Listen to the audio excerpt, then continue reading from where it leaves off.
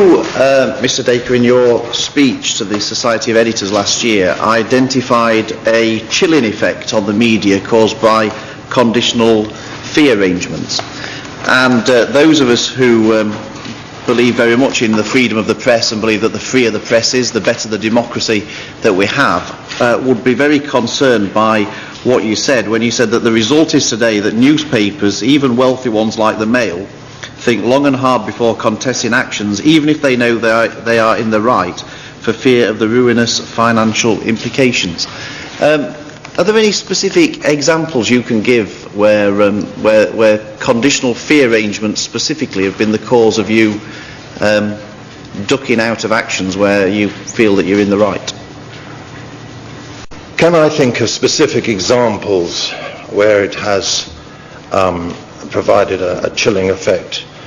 I'm afraid I can't think of a specific example. But the other thing that seems to exercise you greatly in your speech is what you call the introduction of privacy law by the back door.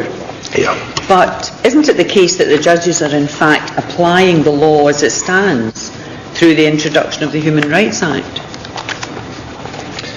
Of ancient and hard-won freedoms. I mean, I asked you a question about a British judge, not about yes, but the whole point, Mr. McKenna, David's point, British judges have to respond to the decisions being made by this court. It's absolutely vital. But, I mean, I don't think it's necessary to rehearse exactly your views of those courts. I want you to speak about the judge in particular that you mentioned. Well, I'll come to that. You said that, but you're now talking about other countries. Yeah, but the whole point regimes that you don't agree with. No, that's absolute nonsense. But that's what you're talking about. Well, it's very possible to assert. The judge I'm talking about, a British judge's dealings, have to refer to the jurisprudence created by this court. And therefore the nature and the make-up of that court is vital. It's vital that you understand it. Your rights as MPs in Westminster to rule on this are being usurped. That's your view. That's your view. It is my, and I think it's not my view. It's Lord Hoffman's view. It's Lord Hoffman's view. But would you like to refer to the fact that you've said it's the privacy law by the back door? Well, I was the question I asked. I'll come to that if I may.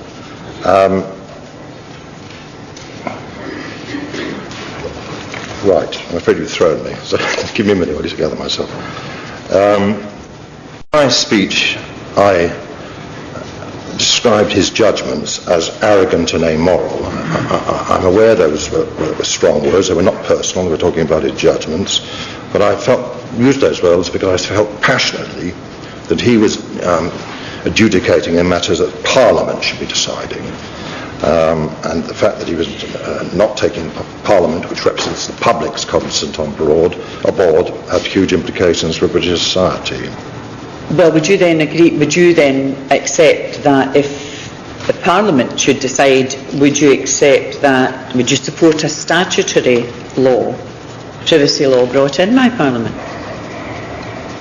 You're legitimising what's going on in that massage Parliament, and it seems inconsistent that you should be concerned about one and not the other. And that's why I don't think... Don't assume for 1 minute that we are not concerned about those places, and we are, and we deal with that every day.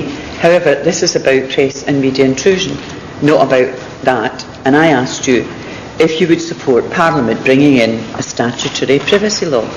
Okay. Since you obviously don't like the effect of the Human Rights Act, right, and that's being interpreted by judges, is the alternative? Right, it's a good question. It's a very fair question. Can I try and answer it? Unequivocally, I would not be in favour of a Privacy Act. Again, on Max Mosley, I remember the case in years gone by of the author, journalist, father and husband, Paul Johnson. Oh. Who was a prolific columnist and moraliser. Yes. After he was exposed for similar private activities, did the Daily Mail or Associated Newspapers ever print an article or column by him? I think from memory, and I could be wrong on this, that he'd left the Daily Mail by then and worked for the Daily Express. But did you ever print a column afterwards? To answer your question, that fell into my category. I believe this was a former girlfriend of Mr. Johnson's. And I don't think any interest of any newspaper if he had an affair with a private lady. As far as I'm concerned, there was no payment. Did you know more about this than me? I remember differently. Well, payment? I remember the story differently. But the question is, did you ever print anything by him? The honest afterwards answer is... And pay him for anything afterwards? My honest answer is I believe he had left the Daily Mail by then. We can check Well, the history. if I've misled you, I apologise. I mean, it was a very long time ago. Do you have? I've been a journalist, but not with associated newspapers. Do you have a sort of a moral clause in contracts of employment, so that your staff can be dismissed if they are not white than white? No, but the PCC code is in their contract, and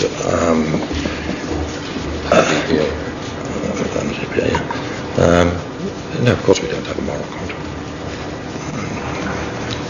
Do you think the public is entitled to any privacy? You've explained one or two examples there. I mean, medical records, I understand... Absolute privacy granted, as part of the PCC code, no question should have total medical privacy. record. Absolutely. I mean, there was a case where the Daily Mail admitted paying money for stolen records. I don't know that case, but It wasn't. I'm not aware of that, no. One technique which newspapers use, you must be very familiar with, is that headlines attract people to buy newspapers. The body of the article is often nowhere near as serious as the headline appears to be. And then even further down it might say, but he didn't really do anything wrong. I mean, it's a very easy way for a newspaper to mislead the public on that particular issue they're writing about. Would you clamp down on your journalists and sub-editors if they did that? I think that's a very fair question, that. I'd like to think it doesn't happen on the Mail. I'm not going to hold my hand on my heart and say it doesn't. It does happen in some areas of the media. I think, without misrepresenting the position of the PCC on that, is that the PCC gives a fair degree of latitude on the headlines as long as the copy underneath it is absolutely accurate and balanced. I think it's a question of proportion. If they feel the headline so badly misrepresents the piece, they'll find against a newspaper. But I think it is a fair question, and you've got to understand that newspapers in a very difficult market have to persuade readers to buy their papers, pay 50p, 70p a pound for them in the rain, and they use some well-tried and tested techniques to draw the readers in. I think latitude should be given in headlines. I believe the copy should be absolutely right and fair. It's fair to say the Daily Mail has on a number of occasions been censured by the Press Complaints Commission for running stories with headlines which had no... I don't think it has. I can check and get back to you. I'm pretty sure we haven't. Well, can I just give you one example quickly here? I've read a few times, I'm sorry. I'm being told by mine. An anodyne feature about the biography of Otto Frank, father of Anne Frank, who died in the Nazi concentration camp, was transformed by a headline which asked, "Did Anne Frank's father betray her?" The story produced not one single word of evidence to suggest that Otto Frank had betrayed any of his family in any way. The Mail dealt with the problem a week later by publishing a short letter of complaint from the Anne Frank Trust on page 68.